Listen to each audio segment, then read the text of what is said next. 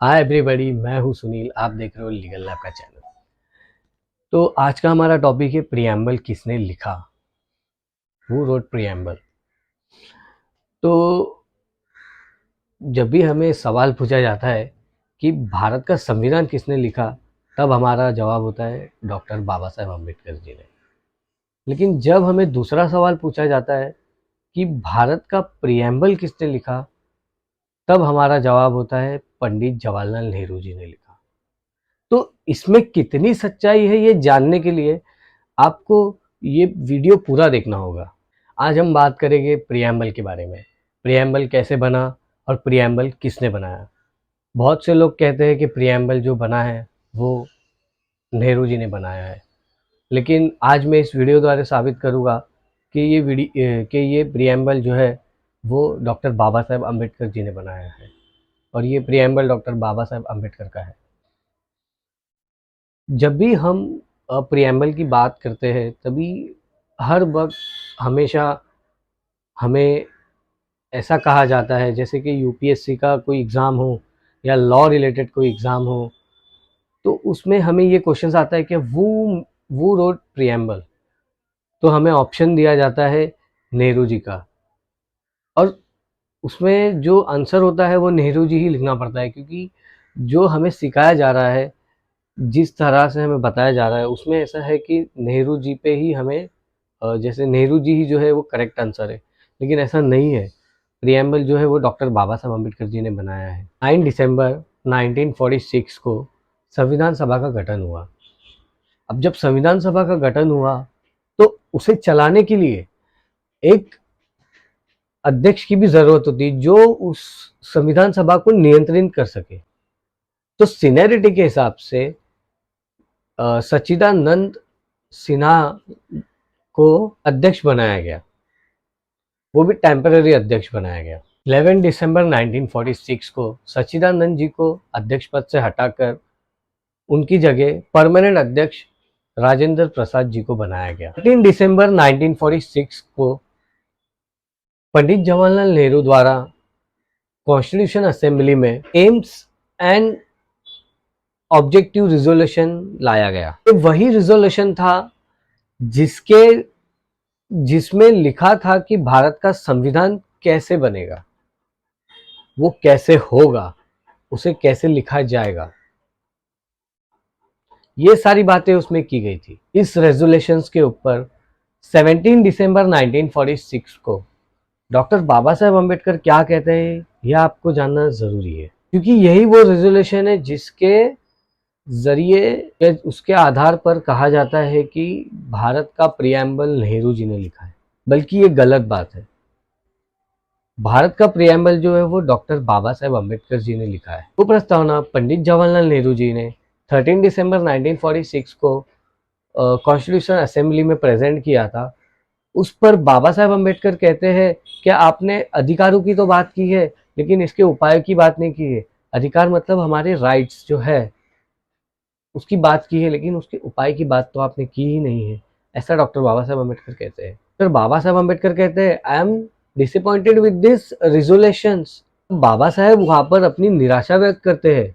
बाबा साहेब अम्बेडकर जी को लगता है इसमें राइट्स की बात तो की गई है, लेकिन रेमेडीज की बातें नहीं की गई है। उसके बाद बाबा साहेब कहते हैं, I find complete absence of remedies in this resolutions. 17 दिसंबर 1946 को जो बाबा साहेब ने भाषण दिया था नेहरू के प्रस्ताव के ऊपर, वो आप सभी को सुनना चाहिए, क्योंकि आपको अक्सर यह बताया जाता है कि AIIMS and objective resolution he Indian constitution का प्रियम्बल है, जो कि बिल्कुल गलत बात है। आपको वीडियो देखकर ये सच्चाई पता चलेगी कि प्रियम्बल डॉक्टर बाबा साहेब अम्बेडकर जी ने बनाया है, ना कि नेहरू ने। एम्स एंड ऑब्जेक्टिव रिजोल्यूशन में we the people of India कहीं नजर नहीं आता, जबकि हमारे भारत के प्रियम्बल की शुरुआत ही we the people of India से होती है।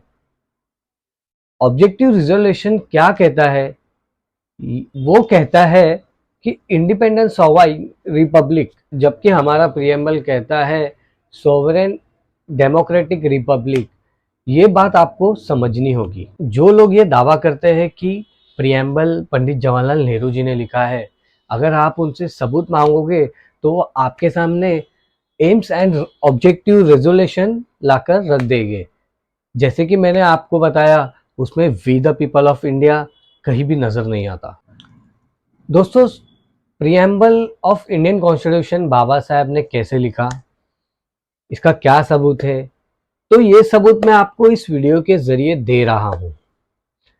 नेहरू जी ने एम्स एंड ऑब्जेक्टिव रेजोल्यूशन का प्रस्ताव रखा था 1946 में, जबकि संविधान बना भी नहीं था। संविधान किस तरह बनना चाहिए उसमें वो बातें कही गई थी। उस प्रस्तावना में बाबा साहब ने भी अपने मत रखे थे। उसके बाद मई 1949 को बाबा साहब ने खुद प्रियम्बल बनाया, और जिस पर 1949 को चर्चा हुई काफी देर तक। फिर उसके बाद में 1949 के बाद में विधानसभा में प्रेजेंट किया गया, और उसके बाद में उस पर काफी दिनों चर्चा हुई। फिर चर्चा के बाद में एक फाइनल जो चर्चा हुई थी वो हुई थी अक्टूबर 1949 को।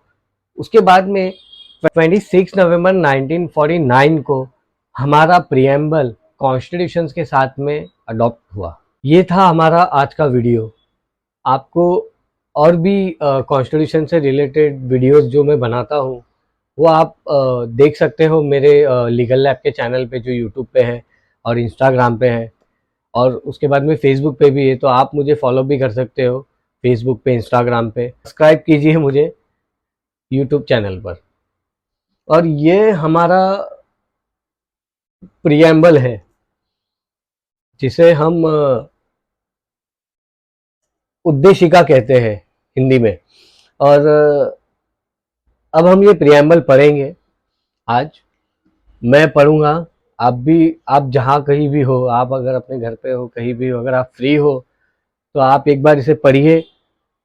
इसे पढ़ने के बाद आपको समझ आएगा कि प्रियम्बल क्या कहता है और प्रियम्बल को क्यों कॉन्स्टिट्यूशन की सोल कहते हैं। सोल मतलब आत्मा कहते हैं। तो आप इसे एक बार पढ़िए, मैं अभी पढ़ूंगा। अगर आपके पास टाइम हो तो आप इसे सुन लीजिए, अगर पढ़ नहीं पा रहे होगे तो मैं भी आपके सामने पढ़ूंगा इसे। हम भारत के लोग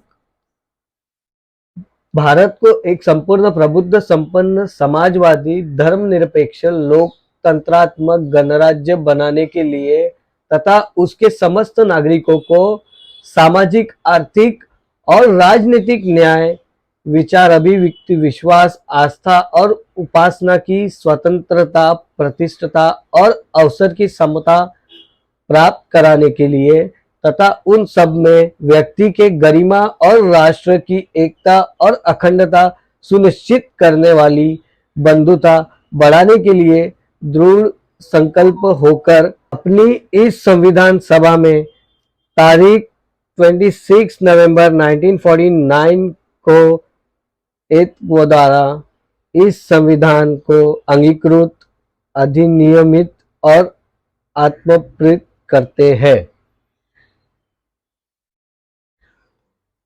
तो दोस्तों, हमें ये सब जानना ज़रूरी है कि हमारा देश कैसे चलता है, हमारा देश किस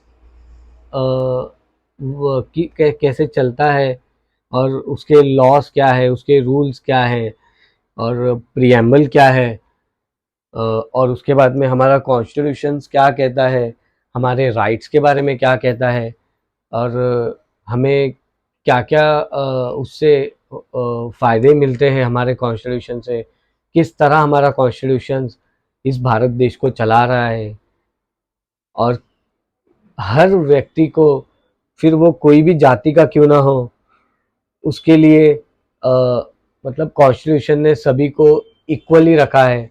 तो ये सारी बातें आपको जानना बहुत ज़रूरी है। तो आप और भी काफ़ी सारे नेट्स पे ऐसे काफ़ी सारे नोट्स अवेलेबल हैं।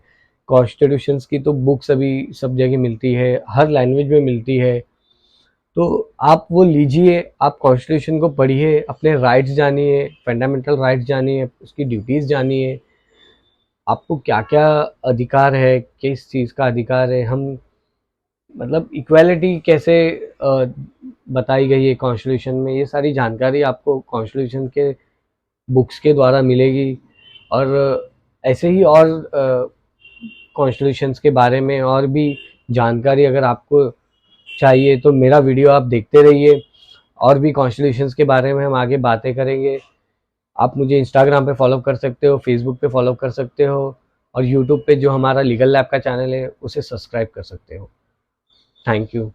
जय हिंद, जय भारत, जय भीम, जय संविधान।